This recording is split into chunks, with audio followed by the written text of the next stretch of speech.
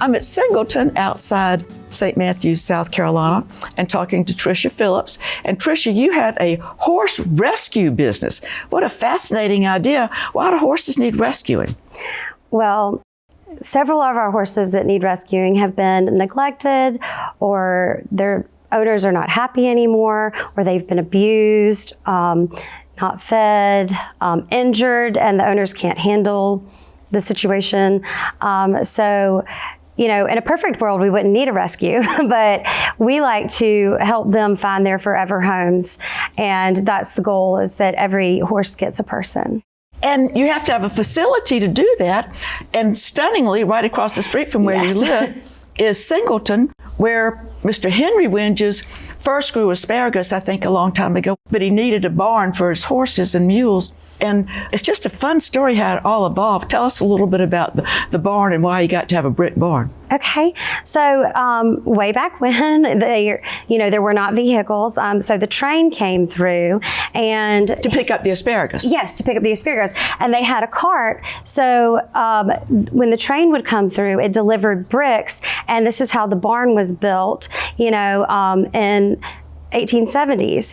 And the family had 5 children, and those 5 children, they used the mules that were shipped here on the train to plow the fields. And so the barn has been significant in history with the horses throughout, our family. Yes. And then later on, my Othniel Winges, he had racehorses here. So he had thoroughbreds that he would breed and train. And he did that for several years. Actually, when I was in high school. Oh, for a long, long time. Yeah, when I was in high school, I worked out here for him. So he is their third cousin. So it's the barn has always been a part of the history of St. Matthews, and had the horses with our family, and it's just a wonderful place, and I'm so blessed and thankful that I'm able to use it for the horse rescue. Yes, Carol Lafitte has been wonderful allowing you to use this facility. She has. And Othniel was her father.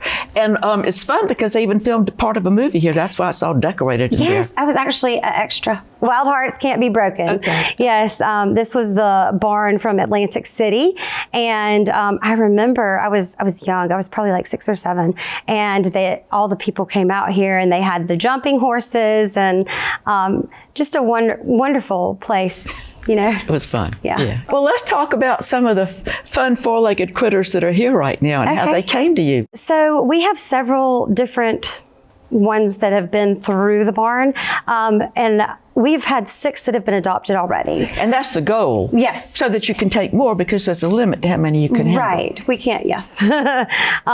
So one of them is a miniature, and she was at a horse rescue, and the horse rescue closed.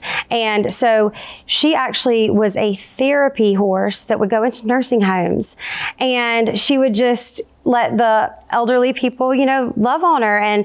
And she's here now. She's kind of our promotional horse. Like, she's going to go places with us, wonderful. Because she's so friendly and she loves everything. And then we have a connection with the race trainer down the road. And when the horse is injured, they are not able to resell them, or they don't want them to go to a bad home, because these are very nice horses. And sometimes they have to put them down, but since you're here, you've been able to take some of those, I believe, and help them through their injuries. We've helped 3 so far. We would like to continue that, but at the same time, it's where we're needed. Yeah. And then we've had, sometimes people get horses and they don't realize how much it takes to care for them. And so we've helped those. We've had people that have passed away, so we help their family by by finding a home for their horse. When Eliza Brazil's here from Los Angeles and comes out here, she always wants to talk to Piglet. And Piglet's not particularly friendly. No, he's not. And he's kind of a little tiny thing. He's a jalapeno. Yep, he is. He is a bit much, but we can catch him now sometimes. And he was running around the neighborhood. He was an intact horse, so he was a stud. And he would slip in and out of other horses' pastures on the dirt road, and he would bother them. He was harassing. Of course, yeah. Yeah, and so he's learning to be a good horse. But he's a slow learner. Yeah, he's a slow learner.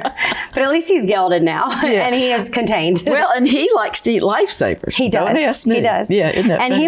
And he loves a treat now. He'll take the treat out your hand. Yeah. But don't try to catch him. Yeah. He's come a long way. People don't realize that you can't just get a horse and turn it out in a pasture. Just like us, they need yearly checkups, except since you're getting new horses in and things happen, you have to have them looked at by a vet more frequently, I think. Yes, you're exactly right. We actually have a quarantine barn also where they're kept separate and stalled if need be. We have one horse that's almost 30, Mac. He came here about 3 years ago and he's still going strong, but he needs special feed. So he gets special chopped alfalfa that's easier for him to eat because he doesn't have any front teeth.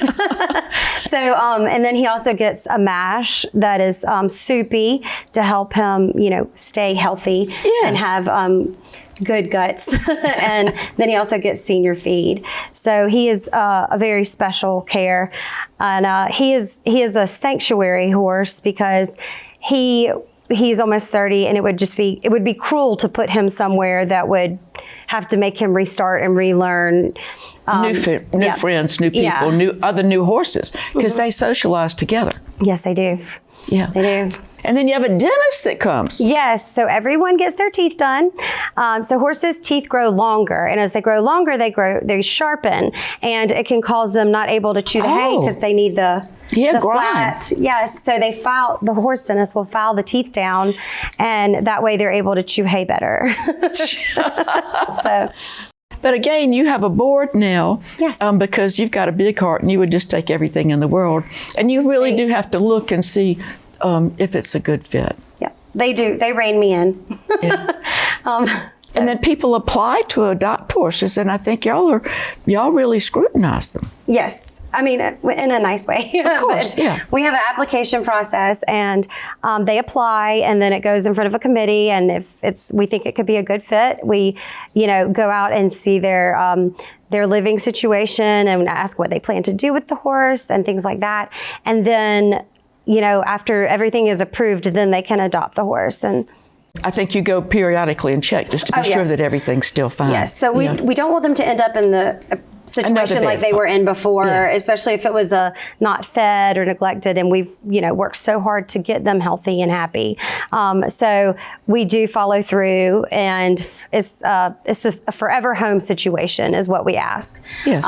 Is kind of our contract. So, and it works. And then we also have horses that people don't necessarily have a pasture, maybe someone who lives in the city or someone that can't, take care of the horse for any reason, where people sponsor. So we have 2 horses here that are sponsored right now. Really? What are their names? So Macy, Macy, the therapy horse, and then we have Goldilocks, and she's actually pregnant. My goodness gracious. So she is about to pop, and she came from, someone found her at a sale barn. Oh, gosh. And they called and said, if we sponsor her, will you take her? And I said, okay. All righty. So we let her come along, and we're helping her get through her pregnancy. And we've had the vet out a few times for her. Yeah. And she's gotten a lot healthier. So we're hoping that we'll have an easy pregnancy. Wonderful. Yeah. And then you've got another one.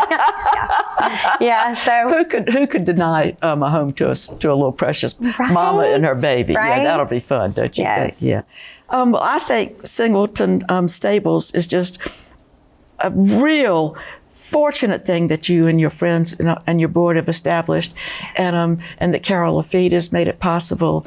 And it's just, I love coming out here. Hike and Ian, who are my friends, we just love to come out and see what's going on. And you've had people build loafing sheds. And, yes. I mean, everybody in the community, I think, is thrilled what's happening. And we applaud you for, this is a lot of work. You have a regular full-time job. Tricia, this is wonderful. And to your board, too, we thank you all for what y'all are doing. Thank you so much for coming and having us on your show.